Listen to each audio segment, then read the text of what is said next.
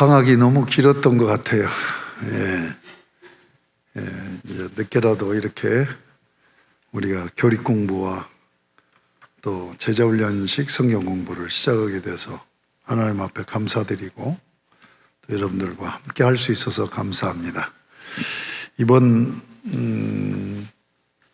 그 제자훈련은 포에마 3권 교제의 풍성함을 누리라 하는 제목으로 이제 그 4과까지 되어 있는 것을 8주에 걸쳐서 그렇게 진행하도록 하겠습니다.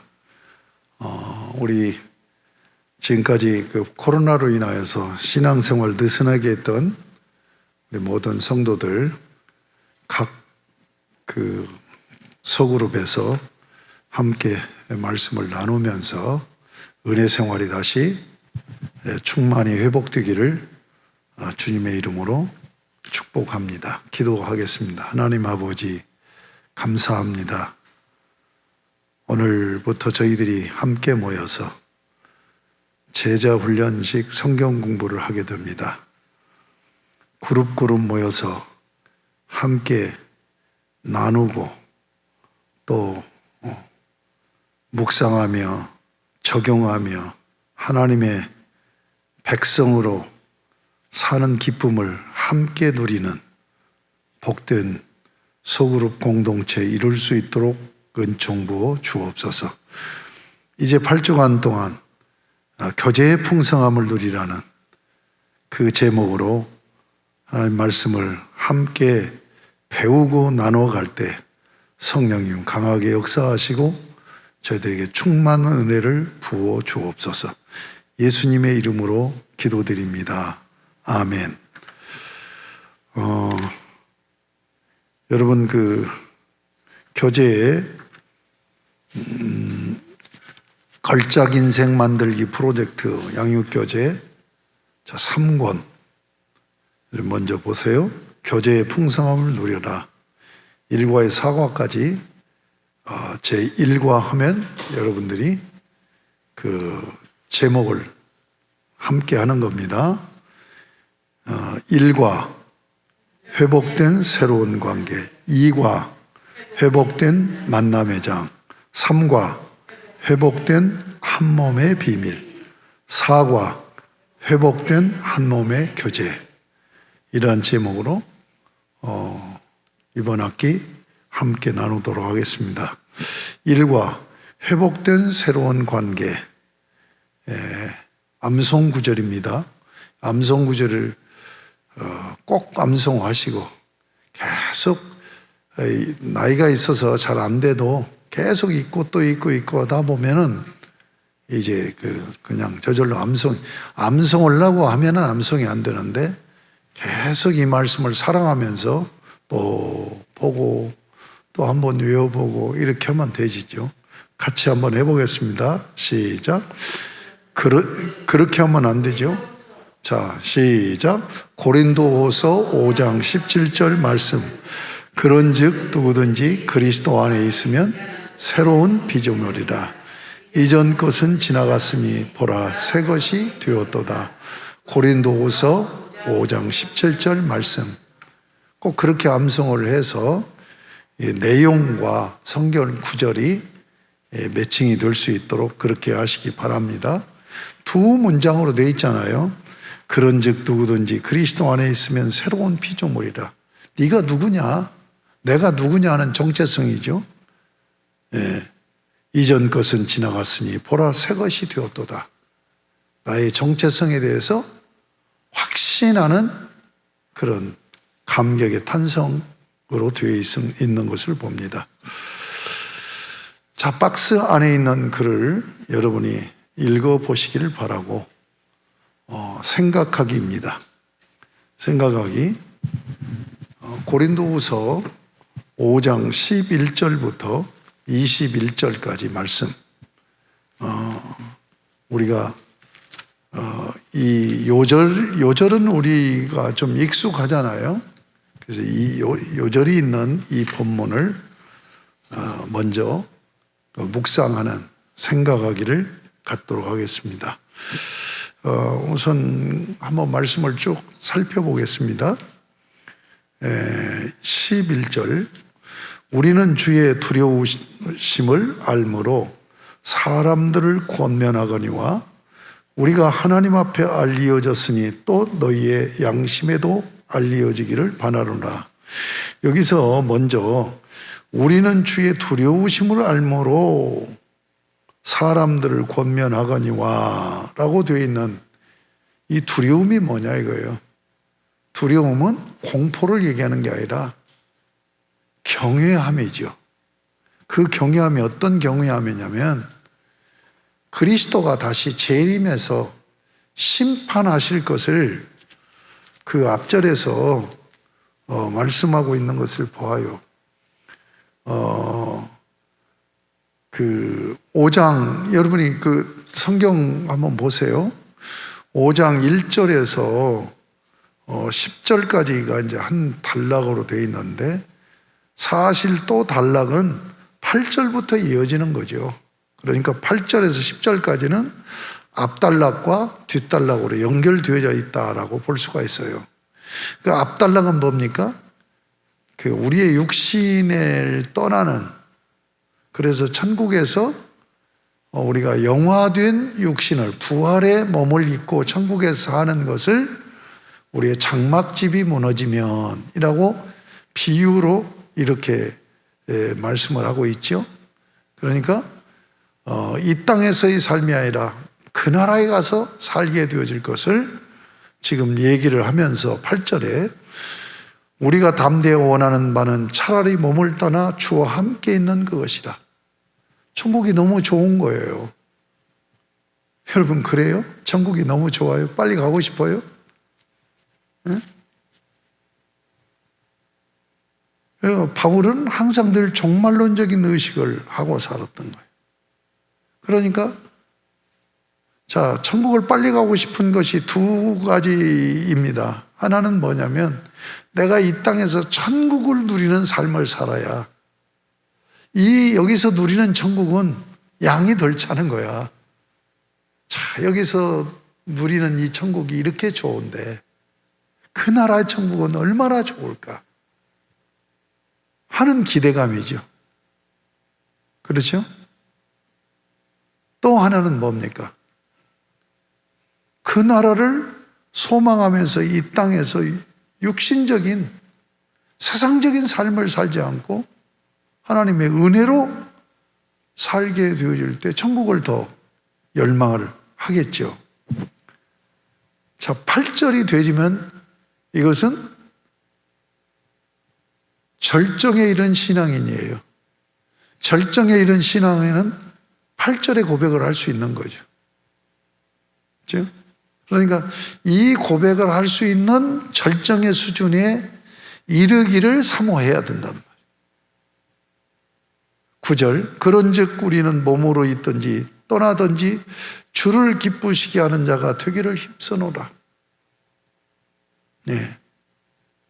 그 다음에 10절 이는 우리가 다 반드시 그리스도의 심판대 앞에 나타나게 되어 각각 선악간에 그 몸으로 행한 것을 따라 받으려 함이라. 여기서 중요한 것은 뭐예요?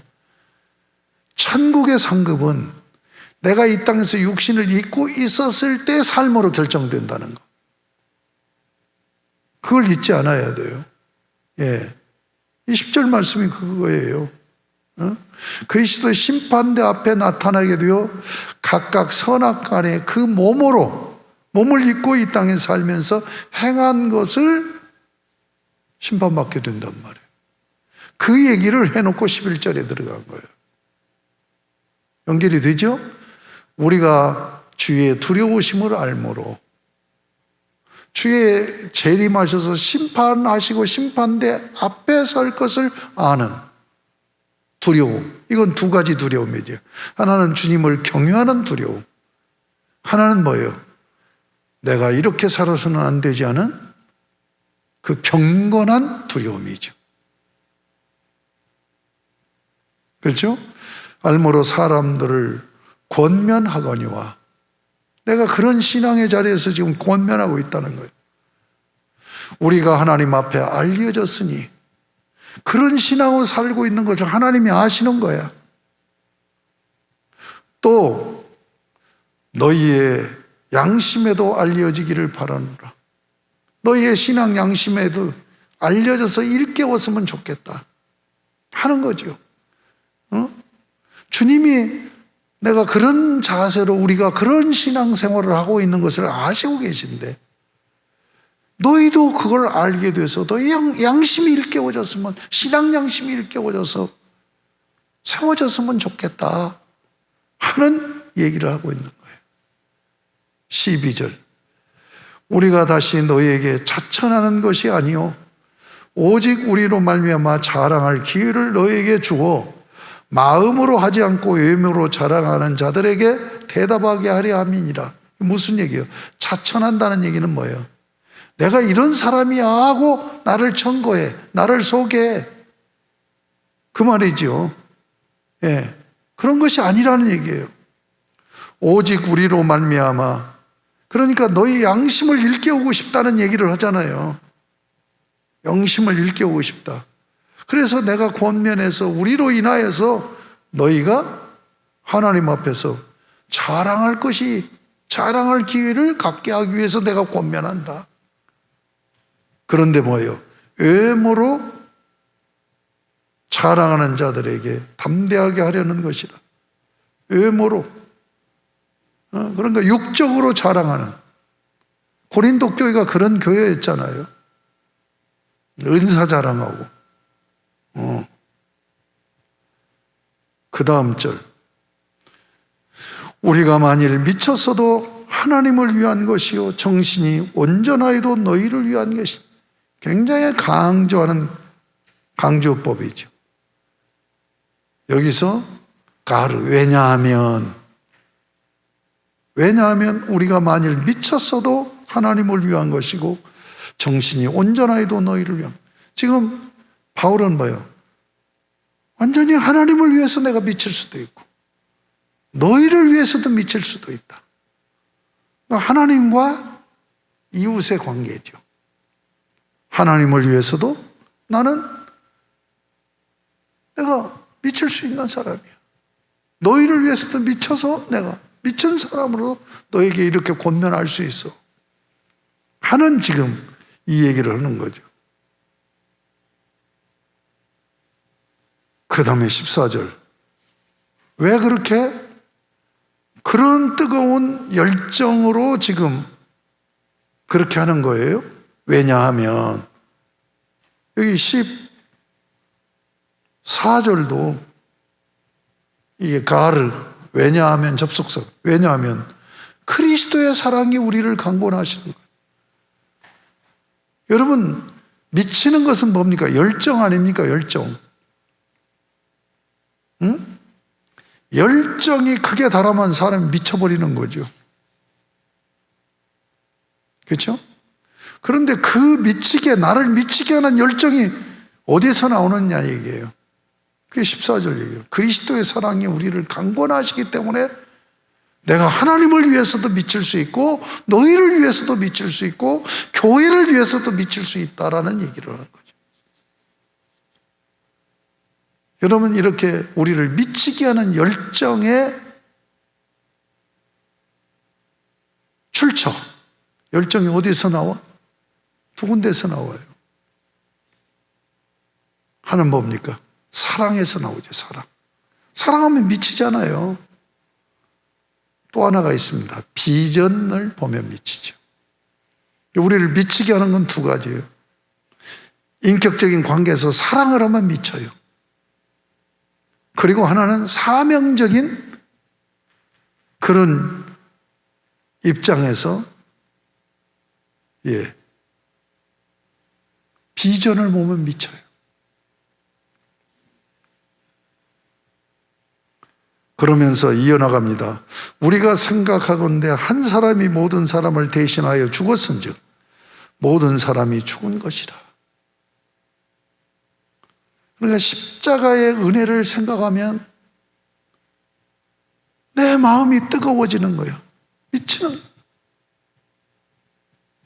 한 사람이 모든 사람을 대신하여 죽었은즉 모든 사람이 죽은 것이라. 15절로 이어집니다. 그가 모든 사람을 대신하여 죽으심은 살아있는 자들로 하여금 다시는 그들 자신을 위하여 살지 않고 오직 그들을 대신하여 죽었다가 다시 살아나신 이를 위하여 살게 하려 함이라. 왜 주님이 너를 살게 하시냐, 구원하셨느냐? 구원의 목적이 뭐냐? 주를 위해서 살아야 되지 않느냐? 그러면서 지금 바울은 지금 고린도 교회를 향해서 내가 그렇게 살고 있다는 거죠. 내가 그렇게 살고 있다.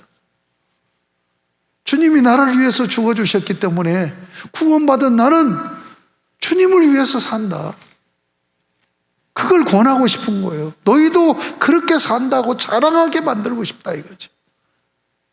그런 신앙을 생활하는 것을 자랑할 수 있게 만들고 싶은 거예요. 영적인 자랑. 육적인 돈이 많니, 무슨 자식이 잘 됐니, 뭐하니, 이런 육적인 자랑이 아니라, 내가 은사를 뭘 받아서 이렇게 하니, 이런 것을 자랑할 것이 아니라 정말 주님을 위해서 죽을 수도 있다 하는 그런 열정을 가지고 사는 신앙생활을 자랑할 수 있도록 나는 그렇게 살고 있어. 그것을 함께 나누고 싶다 하는 얘기를 하는 거예요. 그럼 뭐가 그렇게 한 거예요? 그리스도의 사랑이 강권하시는 거다. 그 마음을 주님이 주셨다는 거죠. 나에게서 나온 게 아니라 그리스도가 나를 사랑하심을 묵상하면 묵상할수록 성령께서 강력하게 뜨거운 마음을 주신다. 나 같은 걸. 이 바울이 뭐라 해요? 죄인 중에 괴수. 죄인 중에 괴수 같은 나 같은 것을 이렇게 위해서 십자가에 달려 죽으셨다니. 이 감격에 매여서 그는 죽기까지 헌신한 거죠. 16절. 그러므로 우리가 이제부터 어떤 사람도 육신을 따라 알지 아니하노라. 비록 우리가 그리스도의 육신을 따라 알았으나 이제부터는 그같이 아니하노라. 육적으로 사람 평가하지 말자. 나 너희들 육적으로 알기를 원하는 게 아니야. 관계 무슨 아는 사이니 뭐니 하는 여러 가지 그런 게 육적인 게 아니라 영적으로. 17절. 그런즉 누구든지 그리스도 안에 있으면 새로운 피조물이라. 이전 것은 지나갔으니 보라 새 것이 되었도다. 그러면서 17절 말씀이 주어지는 거죠. 우리가 그리스도 안에서 새로운 피조물이 되었지 않느냐는 얘기예요. 구원받아서 하나님의 새 백성으로 세워졌지 않느냐는 얘기예요. 이제 옛사람은 지나가고 새 사람으로 서지 않았느냐는 얘기예요. 그러면 어떻게 살아야 돼요? 그리스도의 사랑이 강권하시는 그 은혜로 살아야 된다. 그러니까 사랑의 섬김으로 살아야 된다.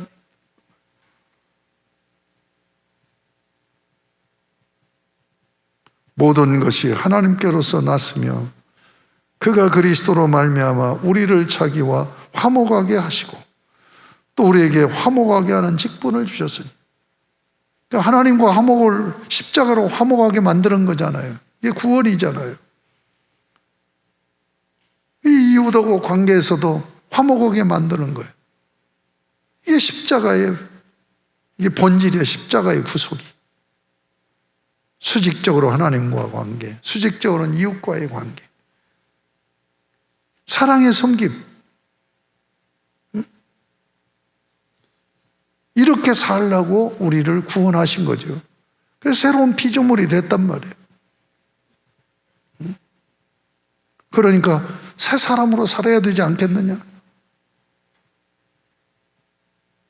새 사람으로 사는 게 뭐냐? 바로 피스메이커로 사는 거죠.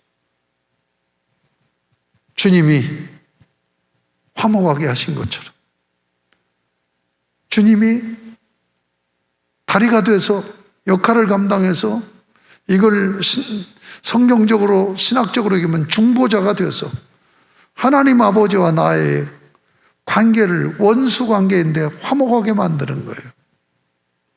화목하게 만드는. 구약에서 보면은 레위기서에 제사 제도가 나오죠. 근데 이 제사 제도가 화목제라는 제사가 있죠. 번제, 소제, 화목제, 그 다음에 속죄제, 속건제. 그렇게 5가지 제사가 있어요. 화목제는 뭐냐? 이게 샬롬에서 나온 단어예요. 샬롬. 그래서 이 제사는 특별히 어떤 개념이냐면 식사 개념이에요. 식사 개념. 그러니까 사이가 안 좋아.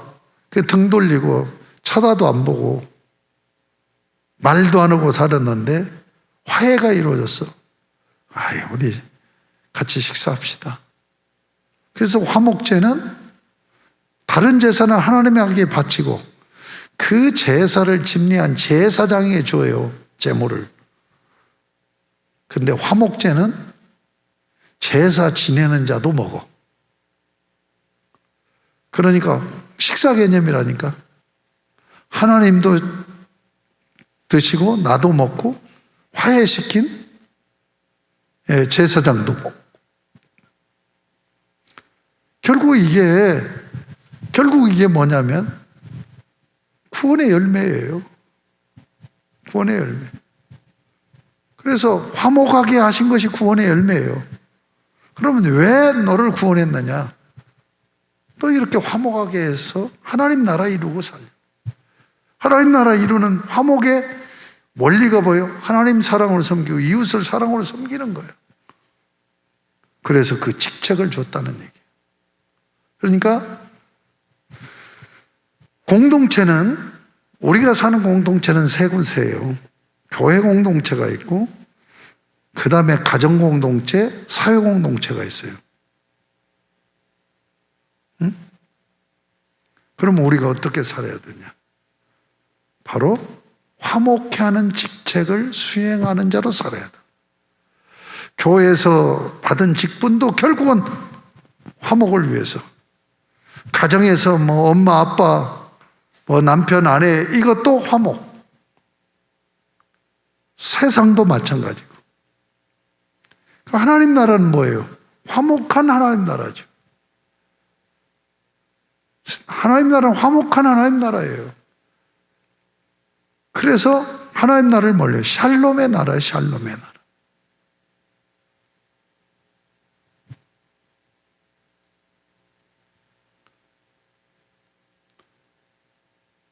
그 다음에 19절.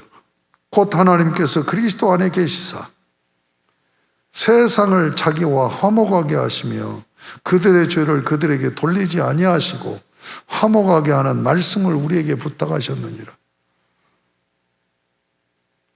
이게 무슨 얘기예요? 원수였다는 얘기예요. 근데 하나님께서 손을 내밀은 거예요. 그리고 정죄를 안 한 거예요. 네? 그렇게 한 것처럼 너희도 그렇게 살아야 된다. 화목하려면 어떻게 해야 돼요? 화목하는 게 하는 이 얘기를 말을 해야 되죠. 이게 말이 그렇게 중요한 것을 여기서 이게 직책과 말을 화목하게 하는 말. 여러분 성경의 복음이 뭡니까? 미워하라, 싸워라, 다투어라, 정죄해라, 짓밟아라, 자존심 긁어라, 이렇게 말씀이 되어 있냐고요. 그거 하지 말라고 되어 있잖아요. 화목하게 하는 말씀. 여러분에게 화목하게 하는 직책과 화목하게 하는 말씀을 주신 거예요. 그 다음에 20절 보세요. 그러므로 우리가 그리스도를 대신하여 사신이 되어, 사신이 엠베스더, 사자예요. 사자.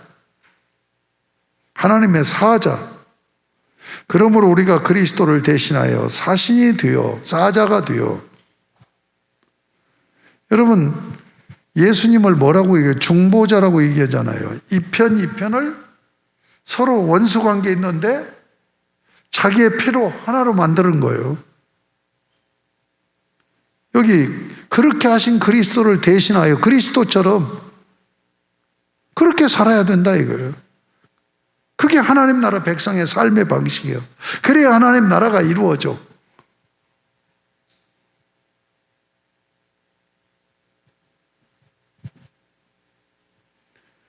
그렇게 지금 바울 일행이 그렇게 살고 있는 거예요. 우리가 그렇게 한 것처럼 너에게도 그리스도를 대신하여 간청하는 너희도 하나님과 화목하라.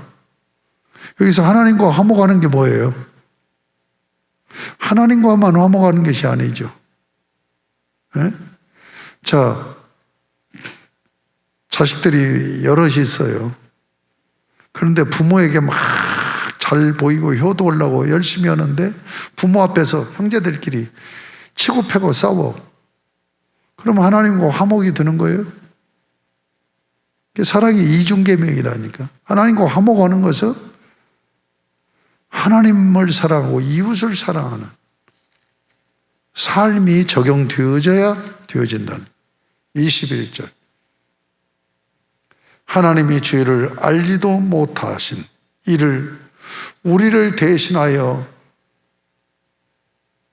내가 지금 눈이 좀 저기였고 죄로 삼으신 것은 우리로 하여금 그 안에서 하나님의 의가 되게 하려 하십니다. 결국은 뭡니까? 화목하라. 하나님 나라를 샬롬을 이루어라 하는데 뭘로 이루라는 거예요? 그리스도의 사랑으로 하나님 섬기고 이웃 섬김으로 이루라는 거죠. 그러면서 마지막 21절엔 의라는 말로 맺고 있어요. 그렇죠? 하나님의 의가 되게 하셨느니라. 응? 여러분, 이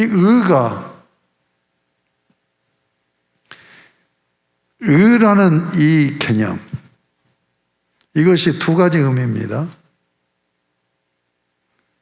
하나는 법정적 의이고 하나는 관계적 의예요. 같은 단어를 두 의미로 쓴단 말이에요. 문장을 보면 이게 관계적 의냐 또는 법정적 의냐를 이제 알 수가 있는 거죠. 이렇게 이해하면 돼요. 의가 뭐냐? 관계가 좋은 것이 의란 말이에요. 관계가 나쁜 게 불이란 말이에요. 아시겠습니까? 이게 관계, 하나님하고 관계가 좋은 게 의야. 하나님하고 관계가 좋다는 얘기는 하나님과 이웃을 사랑으로 섬길 때 관계가 좋은 거죠. 법정적 의는 뭐예요? 그런 의를 이루었을 때 법에 걸리지를 않아. 지금 하나님 말씀이 법이잖아요. 근데 사랑하라고 그러는데 사랑하지 않아. 그러면 의를 이루지 못한다고 정죄를 받죠. 그 법으로. 그래서 죄인이 되는 거잖아요. 예. 빨간불 들어왔을 때 멈춰라고 그러는데 이게 법이잖아요. 그런데 그 법을 어기고 가버리는 거야. 그러면 이게 불법이 되는 거잖아요. 의롭지 못하는 거란 말이에요. 그죠? 예. 그러니까 하나님과 이웃과의 관계를 바르게 하는 관계적인 의, 이것을 실천하면 법정적인 의가 되는 거예요. 근데 이것을 못하면 법정적으로 불의가 되는 거예요. 정죄한다는 차원의 의미로서 법정적 의예요. 이것은 두 가지를 다 포함하고 있는 거예요. 오늘 말씀에서 의롭게 사는 게 뭐냐? 예수 그리스도의 사랑으로, 그 강권하신 그리스도의 사랑으로 하나님을 사랑하고 이웃을 사랑해서 피스메이커가 되는 거예요. 예수 그리스도께서 자기의 피로 서로 원수 관계를 회복시킨 것처럼 그렇게 살아라 하는 내용이죠. 왜? 새로운 피조물이니까.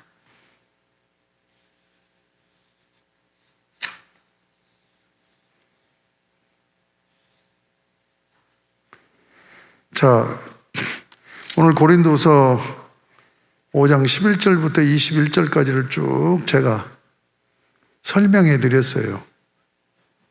이게 이제 여기서 지금 설명을 하고 모인 게 아니에요. 이걸 여러분들이 시켜드린 거예요. 이해. 그러면 이제 이 말씀을 가지고 묵상을 해야 되죠. 그래야 되지 않겠습니까? 묵상을 돕기 위해서 질문을 제가 만들어 드린 거예요. 그런데 이 질문만 하면 안 되는 거예요. 여러분이 이 말씀을 묵상하면서 계속 질문을 던져야 돼요. 질문을 던져야 돼요. 자, 1번. 예수 그리스도의 십자가 고소로 하나님과 어떤 관계가 되었어요? 어떤 관계가 되었어요? 화목하는 관계가 되어 있잖아요. 화목하는 관계.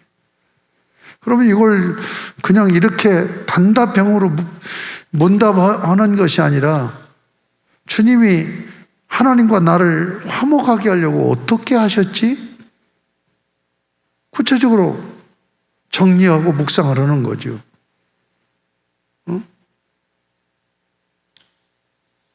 나하고 하나님하고는 어떤 관계였었지? 지금은 어떤 관계야?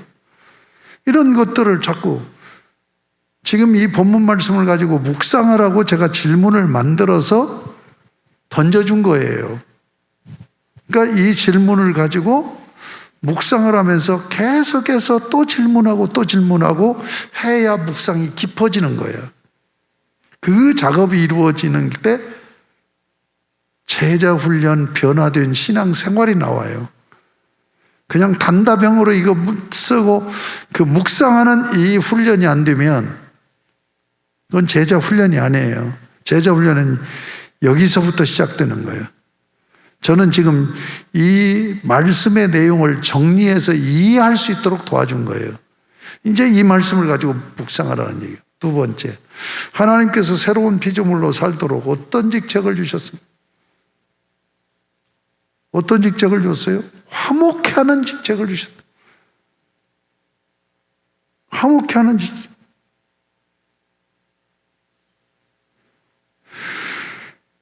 그러니까 내가 권사다. 내가 가정이나 사회나 교회에서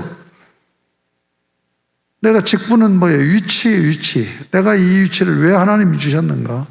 결국은 화목케 하라고.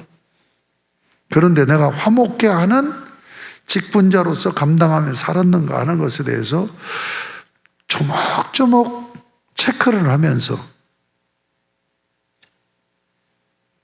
주님 앞에 기도해야 되겠죠. 화목케 하는 말씀을 부탁하셨는데 어떤 의미일까요? 화목케 하는 말씀이 뭡니까? 지금 말이라는 도구를 주신 거예요. 도구를. 여러분, 우리 인간은 도구를 쓰는 존재예요. 다른 모든 피조물과 달리 우리 인간만이 도구를 써요. 그래서 문화를 이루어요. 근데 가장 중요한 도구가 뭐예요? 말입니다. 말. 언어. 만약에 말이 없다고 생각해 보세요. 깊은 관계가 나올 수가 없고 깊은 문화가 세워질 수가 없어요. 말이라는 도구는 누구에게 필요한 겁니까? 인격적인 관계 교제를 하는 자에게 준 거예요. 그러면은 인격적인 관계를 잘하도록 도구를 주셨는데 그 도구로 뭘 해야 되는 거예요? 인격적인 관계를 잘해야 되는 거죠. 그러니까 세워줘야 되는 거예요. 세워줘야 되는 거예요. 찔르면 안 된단 말이에요. 비판하면 안 된단 말이에요. 정죄하면 안 된단 말이에요. 세워줘야 된다고, 세워줘요. 서로 세워줘야 되는 거예요. 왜 세워줘야 되는 거예요? 타락해가지고 옆에서 기둥이 울타리가 안 돼주면 넘어지니까. 나도 넘어지고 너도 넘어지고 넘어지니까 세워주라고. 그 부분을 깊이 생각을 해야 돼요. 과연 내가 하나님이 나에게 언어를 주셨는데 어떻게 사용하고 있는가? 이게 성령님 의지하여서 하나님 말씀을 붙들고 하나님 말씀으로 나눌 때 하나님 말씀을 진정으로 그리스도의 사랑이 강권하는 가운데서 성령님을 의지하여 말씀을 가지고 나누면 상처가 되겠어요? 아픔이 되겠어요? 시험 들겠어요? 이런 부분을 깊이 생각하자. 지금 첫 번째 과가 뭐지요? 타이틀이? 제목이 뭐예요? 제목이 1과 회복된 새로운 관계. 지금 관계를 다루고 있는 그 관계.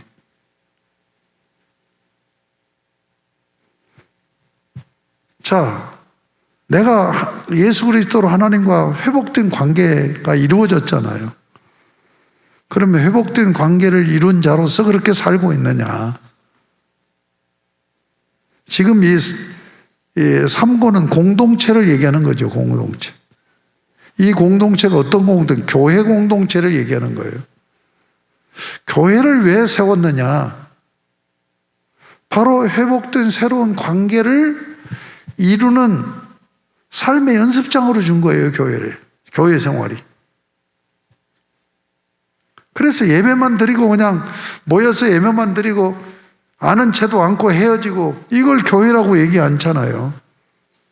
교회 생활을 얘기할 때 코이노니아라는 말을 써요. 코이노니아라는 한마디로 교회 생활을 표현한다고. 그게 뭐예요? 코이노니아가 교제예요, 교제.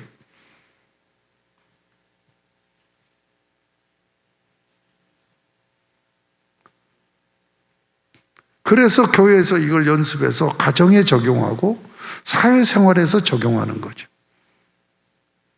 이게 지금 제자 훈련이라는 표현을 썼는데 훈련입니다. 훈련. 그러니까 여러분들이 훈련을 해야 돼요. 훈련은 두 가지가 있습니다. 하나는 기본기 훈련이 있고 하나는 적용 훈련이 있어요. 그러니까 교회는 뭐냐? 기본기 훈련을 하는 곳이란 말이에요. 적용 훈련은 어디서 해요? 가정과 사회에서 하는 거죠. 그걸 잊지 않았으면 좋겠어요. 제가 강의식으로 하지만 우리 소그룹에서는 이런 이해에 지금 내가 기초만 해주는 거예요. 이해를 바탕으로 해서 각자 훈련으로 들어가야 되는 거예요. 그러면서 훈련한 것을 함께 나누는 소그룹이 돼야 된다는 얘기예요. 말씀 나누기 조금 나가고 오늘 맺겠습니다. 7쪽 말씀 나누기. 성경은 옛사람의 삶의 방식과 새사람, 새로운 피조물의 삶의 방식을 분명하게 밝혀주고 있습니다. 어디서요? 지금 에베소 2장 1절에서 11절.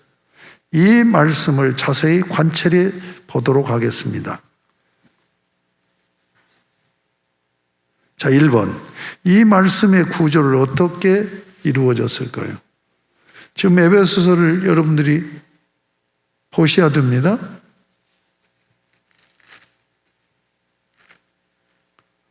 에베소 2장 1절부터 11절. 지금 내가 이제 정리해 드리는 거예요. 말씀 나누기. 2장 1절부터 11절이 한 단락으로 되어 있는데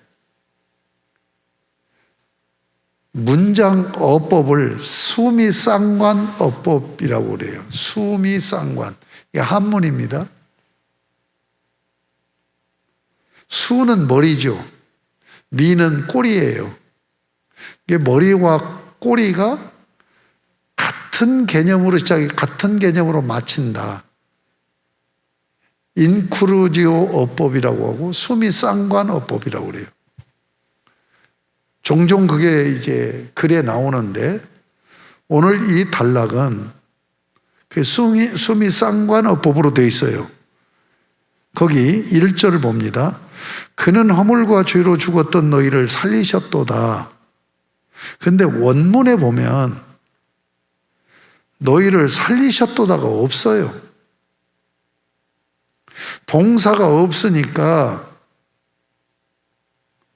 거기 5절부터 나타난 살리셨고 하는 것을 우리 말로는 말이 안 되니까 갖다가 올려놓은 거예요. 근데 원문에는 그게 없어요. 그러니까 사실 1절은 독립된 문장이 될 수가 없는 거예요. 동사가 없으니까. 그는 허물과 죄로 죽었던, 그리고 그때로 들어가는 거예요. 예, 원문에는. 그러니까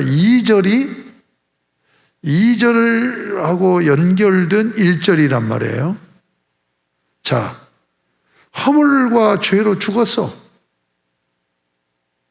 자, 죽은 자들이라는 것을 전제해 놓고 허물과 죄로 죽은 자들은 어떻게 사느냐 하는 삶의 방식을 얘기하는 거예요. 2절을 같이 한번 읽어봐요. 시작. 그때 너희는 그 가운데서 행하여 이 세상 풍조를 따르고 공중의 권세 잡은 자를 따랐으니 곧 지금 불순종의 아들들 가운데서 역사하는 영이라. 그러니까 1절이 뭘가 전제됐다고? 허물과 죄로 죽었던 죄인을 얘기하는 거죠. 그가 누구예요? 나지요. 그때. 구원받기 전이죠. 그때. 네? 어떻게 살았어요? 너희는 그 가운데서 행하여라는 이 단어예요. 행하여라는 단어. 이게 수미상관어법이라고 그랬죠? 여기 행하다라는 단어로 시작이 되는 거예요. 이 단락이. 밑에 10절 보세요. 끝에 보면 우리로 그 가운데서 행하게 하려 하심이라. 행하다로 시작해서 행하다로 마치죠. 이걸 수미상관 인크루지어법이라고 한단 말이에요. 이 단어가 헬라어로 페리파테오라는 단어예요. 굉장히 중요한 단어예요. 그 뒤로도 계속 사용이 되는 단어입니다. 반복되는 단어예요. 행하다. 이것은 뭐냐? 삶의 방식을 얘기하는 거예요. 그러니까 어떻게 시작돼요? 1절에 허물과 죄로 죽은 옛사람. 구원받기 전에 옛사람은 삶의 방식이 뭐냐? 행하는 방식이 뭐냐? 두 가지로 표현이 되고 있어요. 두 가지 삶이 아니에요. 두 가지로 표현되고 있어요. 어떻게 해요? 어떻게 살아요? 세상 풍조를 따르는 삶. 세상 풍조는 뭐냐면 하나님 없는 세속된 세상의 그 시대 정신을 따르는 거란 말이에요. 시대 정신을 쫓아가는 거예요. 그런데 이 시대 정신을 쫓아가는 걸 영적으로 그 다음에 표현해요. 시대 정신을 따르는 것이 뭐냐? 영적으로 보면 공중 권세 잡은 자를 따르는 거예요. 그러니까 동일한 겁니다. 시대 정신을. 그러니까 예수 믿기 전에 그때 어떻게 살았어요? 허물과 죄로 죽은 옛사람 어떻게 살았어? 시대 정신을 쫓아가는 세상 풍조를 따라 산단 말이에요. 그것이 영적으로 보면 뭐냐 이거예요. 공중 권세 잡은 자를 따른다는 얘기. 시대 정신을 쫓아가는데 영적으로 보면 마귀를 쫓아간단 말이에요. 그러면 이 공중 권세 잡았다는, 왜 마귀를 공중 권세 잡았다고 해요? 이것은 구약에 전제된 거예요. 자, 마귀가, 사탄이, 여러분 사탄 마귀는 어떤 존재입니까? 성경에서 그를 확실하게 드러내서 밝히고 있지는 않아요. 그러나 분명한 건 뭐예요? 하나님을 배반해서 하나님에게서 쫓겨난 자죠. 하나님을 보좌하고 이제 그렇게 이해를 하죠. 하나님을 예배하는 일, 가장 중요한 것이 하나님을 예배하는 거잖아요. 예배하는 일을 주관하는 장이야, 장. 천사장. 그런데 교만해가지고 하나님과 같이 되려고 해서 하나님에게 범죄해서 하나님께서 그를 정죄해서 영적인 세계에서 쫓아내버린 거예요. 쫓아내니까 그 마귀가 지금 어디에 있는 거예요? 공중권세를 잡고 있다는 얘기예요. 공중권세를 잡고 있다는 얘기는 하나님과 인간이 소통을 못하도록, 교통을 못하도록 차단시켜버리는 거죠. 그러면서 세상 풍조를 따르면서 사는 자기 나라를 세우려고 하는 자죠. 그런데 지금 하나님을 믿지 않는 불순종하는 불신자들에게 지금도 역사하고 있는 영이다. 정리가 됩니까? 그렇게 살고 있는 거예요. 자, 거기서 또 유념해야 될 것은 그때 너희는 했죠. 너희는 뭐냐면 이방인을 얘기하는 거예요. 지금 에베소서 아닙니까? 에베소 교회에 보낸 편지예요. 근데 에베소 교인들은 두 그룹으로 되어 있는 거예요. 유대인이 아닌 이방인. 이방인으로 살 때 너희들 그렇게 살지 않았느냐? 그 다음에 3절을 보세요. 전에는 우리도, 그때나 전에는 똑같은 표현이죠. 네? 여기서 우리도는 뭐예요? 바울이 얘기하는 우리도는 유대인을 얘기하는 거죠. 그러니까 하나님을 섬긴다는 이스라엘 유대인이 있고 하나님이 없는 이방인이 있잖아요. 이들이 함께 모여서 에베소 교회를 이루고 있는 거야. 근데 구원받기 전에 이방인 너희는 세상 시대 정신을 쫓고 공중권세 잡은 마귀를 쫓아가는 삶을 살았던 너희야. 그러면 그때 우리는 하나님을 믿는다고는 유대인이고 이스라엘 백성이라는 우리는 어떻게 살았냐는 얘기예요. 다 그 가운데서 우리의 육체 욕심을 따라 지내며 다 그 가운데서가 뭐예요? 그 가운데가 뭐예요? 세상 풍조를 따르는 이방이나 똑같이 살고 있는 거예요. 왜 하나님을 섬긴다고 하면서도 이방인과 똑같이 살아요? 육체의 욕심을 따라서 지냈기 때문이었다. 육체의 욕심을 따라서 사는 것은 뭐예요? 자기 마음에 원하는 대로, 하나님이 원하는 대로가 아니야. 하나님을 섬긴다고 하는 유대인들도 말로는 하나님을 따른다고 하는데 실제로는 지 마음대로 산단 말이에요. 그 지 마음이 어떤 예요? 육체의 욕심이죠. 욕심으로 사는 거예요. 그래서 어떻게 해요? 다른 이들과 같이 너희와 같이 이방인과 같이 본질상 진노의 자녀였더니, 그러니까 구원이 없는 거야. 유대인이나 이스라엘 이방인이나 구원이 없는 거야. 본질상 진노, 심판받을 자녀였다 하는 얘기를 하는 거예요. 그렇죠? 이해가 됩니까? 그런 삶의 방식으로 사는 자들을 4절부터 9절까지는 뭐예요? 우리를 어떻게 구원하셨는가를 얘기하는 거죠. 자, 4절.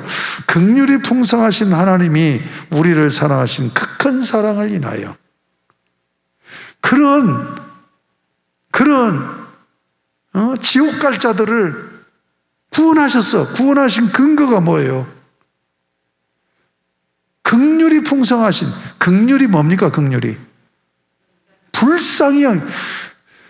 불쌍히 여기는 마음이 충만하고 풍성하신 하나님이 우리를 사랑하신 그 큰 사랑을 인하여, 그 큰 사랑이 뭐예요?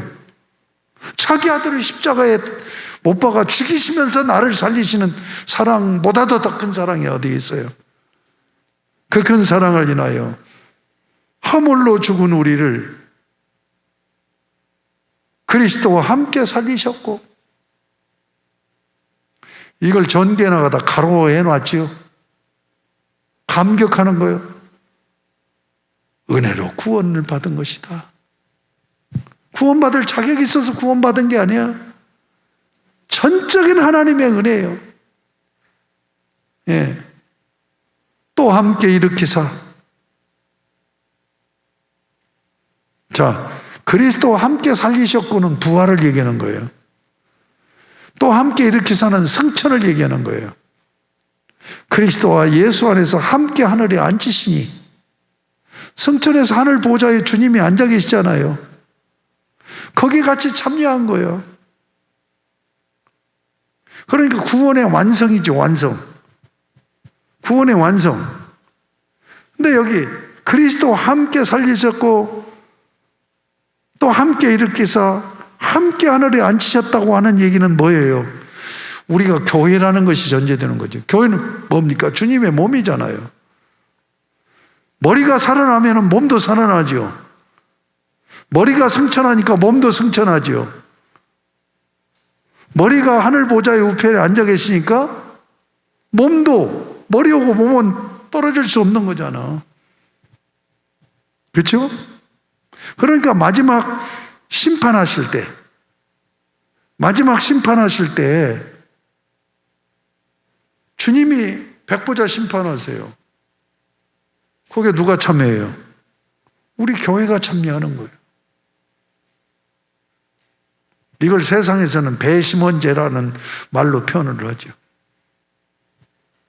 지금 우리 구원을 교회론적으로 지금 이렇게 설명하고 있는 거예요. 그래서 함께 살리셨고 함께 일으키사 함께 하늘에 앉히셨다, 이렇게 표현합니다.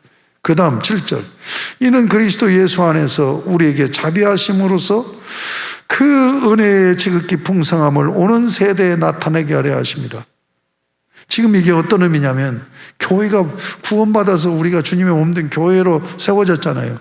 이 교회가 뭐 하는 거냐? 그 복음을 알리라는 거죠. 그래서 구원을 받게 해서 하나님 나라를 이루어 가시는 거죠. 그러니까 구원받은 우리가 모여진 우리 한우리교가 뭘 해야 돼요? 이거 알려야 된단 말이에요. 이 복음을.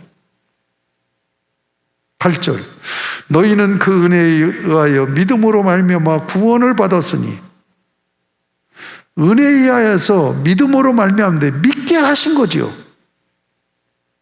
내가 믿어야 되겠다고 해서 내 의지로 믿는 게 아니라 믿게 하셔서 그 은혜로 말미암아 구원을 받았으니, 이것은 너희에게서 난 것이 아니라 천적인 하나님의 선물이요. 그래서 행위에서 난 것이 아니니 이는 누구든지 자랑하지 못하게. 아까 전 시간에 교리 공부했잖아요. 구원론. 천적인 하나님의 은혜라니까. 아니, 사형받을 사람이 어떻게 지가 저를 살려내? 지금 여기까지 4절에서부터 9절까지가 우리의 구원의 과정을 얘기하고 있죠. 자, 1, 2, 3절은 뭐예요? 예수 믿기 전에 나의 모습이야. 그러면 10절은 뭐냐? 예수 믿게 하신 이유가 뭐냐? 이 이유 때문에 구원한 거예요. 우리를 구원한 목적이요. 10절, 우리는 그가 만드신 바라. 여러분, 이 교재 큰 타이틀이 뭐예요? 포이에마잖아요. 포이에마. 여기 10절에 우리는 그가 만드신 바라 할 때 쓰인 단어가 포이에마예요. 지금 그가 만드신 바라 할 때 만든다는 동사는 포이에오예요. 그런데 여기서 명사형으로 아주 강한 고유명사가 된 것이 포이에마예요. 이건 뭐냐? 하나님의 걸작이라는 얘기예요. 응? 하나님의 걸작이요. 여기서 지금 우리를 구원하신 목적을 10절에서 얘기하는 거예요.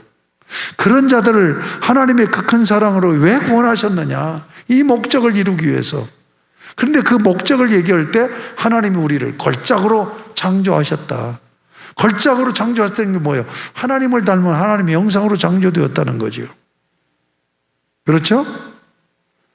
자, 우리는 그가 만드신 바라 그리스도 예수 안에서 선한 일을 위하여 지으심을 받은 자니. 하나님의 걸작으로 지었다는 것을 설명하고 있어요. 뭘 하기 위해서, 어떻게 살려고 그렇게 하나님의 형상으로 지었다고요? 걸작으로 지었다고요? 선한 일을 행하도록, 선한 일을 행하면서 살도록 하나님의 형상으로 걸작으로 지어놨는데 타락을 해버린 거예요. 그런데 여기서 여러분 선악을 바로 이해해야 돼요. 여러분 선악과로 언약을 맺었잖아요. 창세기 3장에서. 선악이 뭐예요? 우리는 선과 악을 윤리적으로 생각을 해요.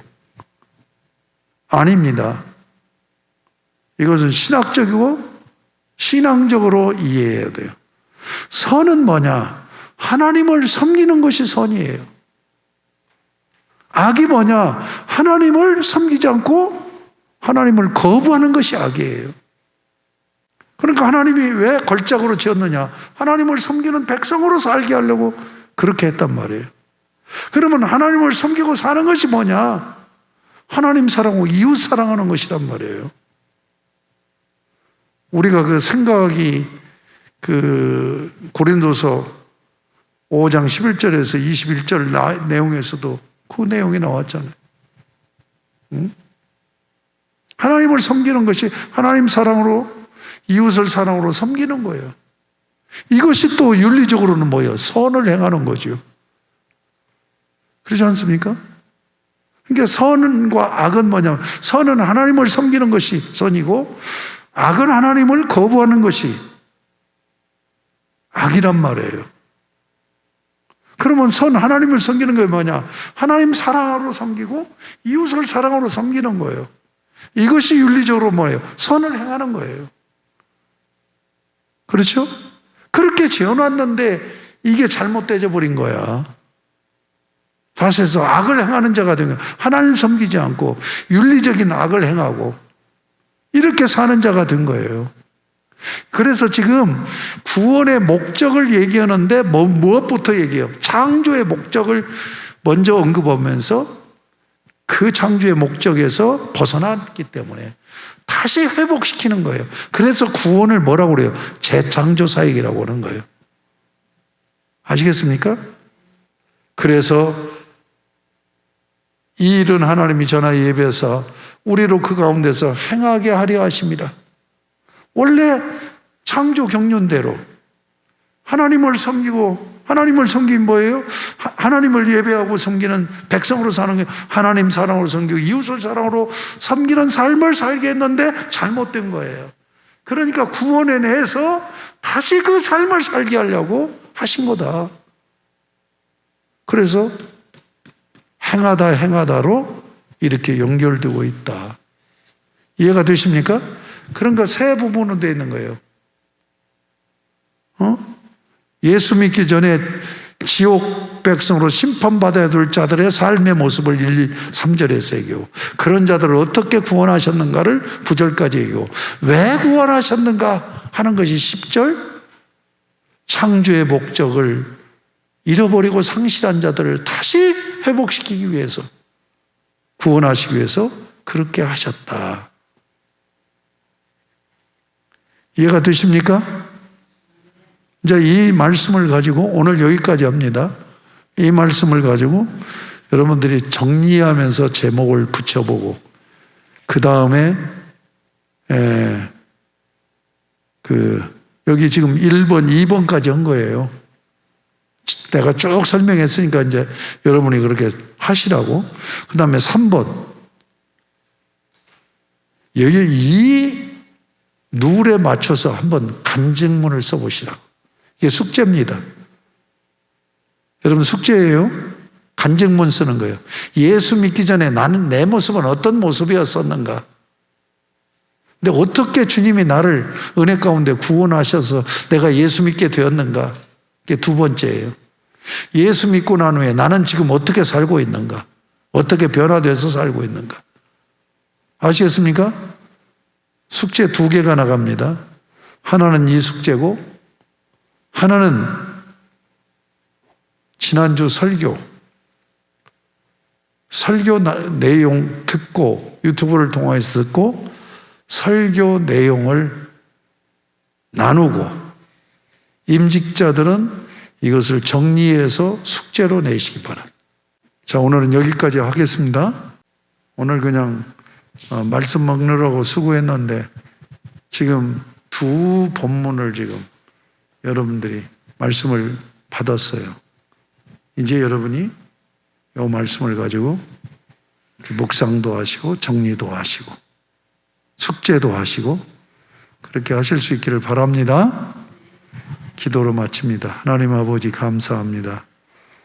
오늘 저희들 첫 시간 일과 회복된 관계에 대해서 생각하기, 말씀 나누기,